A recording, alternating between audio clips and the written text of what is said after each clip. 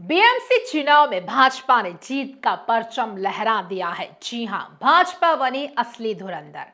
नमस्कार दोस्तों, वार्ता चैनल में मैं शालीमार जायसवाल आपका स्वागत करती हूं।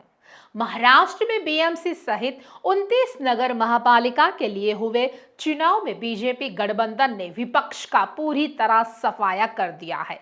जी हां, राज्य के 29 में से 23 नगर निगमों में बीजेपी गठबंधन आगे है। मुंबई, पुणे, नागपुर, नासिक में गठबंधन को बड़ी बढ़त हासिल है। बीजेपी ने मुंबई पर पूरी तरह से अपना कब्जा जमा लिया है और 45 साल में पहली बार बीएमसी में सबसे बड़ी पार्टी बनकर उभरी है। प्रदेश के सभी निगमों में सबसे अहम बृहमुंबई महानगर पालिका बीएमसी है।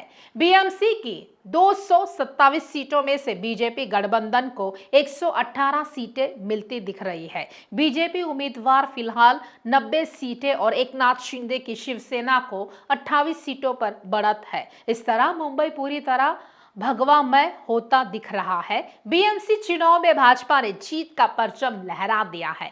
बीजेपी पहली बार मुंबई में अपना मेयर बनाने की स्थिति में पहुंच गई है। बीएमसी के इतिहास में अभी तक बीजेपी का कोई नेता मेयर नहीं बन सका है। बीजेपी ने अपने गठन के 45 साल के बाद जाकर मुंबई में मेयर बनाने की पोजीशन हासिल कर ली है।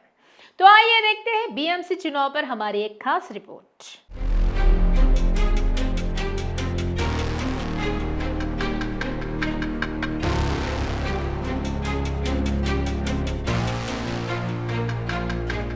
पिछले नगर निगम चुनावों में 2017 में महाराष्ट्र में कुल 27 नगर निगम थे। भाजपा ने 15 से ज्यादा जगहों पर जीत दर्ज की थी। शिवसेना कांग्रेस ने पिछले बार 5 जगहों पर परचम फहराया था। वहीं एक नगर निगम एनसीपी और एक अन्य के खाते में गया था। अब की बार 2 सीटें महाराष्ट्र नगर निगम में बढ़ी है, यानी कुल सीटों का आंकड़ा 27 से 29 तक पहुंचा है। संभाजी नगर और मुंबई में ही दूसरी पार्टियां कुछ टक्कर दी है। बाकी सभी जगहों पर भाजपा और सहयोगियों का ही बोलबाला है। इससे साफ पता चलता है कि भाजपा की सीटें बढ़ रही है, लेकिन इस बार कांग्रेस और दूसरे दल पीछे है। कांग्रेस ने पिछली बार भी ज्यादातर सीटें अल्पसंख्यक बहुल इलाकों में जीती थी। पिंपरी चिंचवड़ में भी भाजपा आगे है। इससे दिखता है कि शरद पवार और अजित के लिए भी ये बड़ा झटका है। अजित पवार अगर पिंपरी चिंचवड़ में नहीं जीत पाते हैं तो वह महाराष्ट्र के दादा कैसे बनेंगे। उनकी राजनीति भी खतरे में है, जबकि वह महाराष्ट्र सरकार में डिप्टी सीएम है। महाराष्ट्र में अब तक आए 2100 वार्डों के रुझानों में शरद पवार की पार्टी को मात्र 25 वार्डों में बढ़त मिलती दिख रही है। ठाणे और मीरा भाईंदर में पार्टी को 4 सीटों पर आगे चल रही है।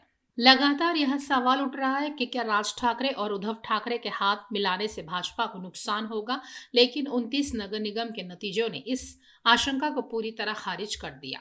शक्ति प्रदर्शन और मार्मिक मराठी अस्मिता अभियान के बावजूद शिवसेना यूबीटी भाजपा की संगठित मशीनरी और शिंदे गुट के काटे गए वोटों की दोहरी चुनौती से उबर नहीं पाया। शरद पवार राजनीति में किनारे लग चुके हैं। अजित पवार और शिंदे भाजपा पर निर्भर है। ठाकरे ब्रदर्स की छवि को नुकसान पहुंच चुका है, इसीलिए भाजपा के लिए पूरा मैदान खुला है। बाबा साहब ठाकरे के बाद से भाजपा की रीजनल पार्टियों पर निर्भरता कम हो रही है। कमजोर कांग्रेस ने बड़ा वैक्यूम बना दिया है। अब आने वाले सालों में भाजपा के सहयोगियों को सोचना होगा कि वे कहां जाए, क्योंकि भाजपा अकेले नंबर 1 पार्टी बन चुकी है।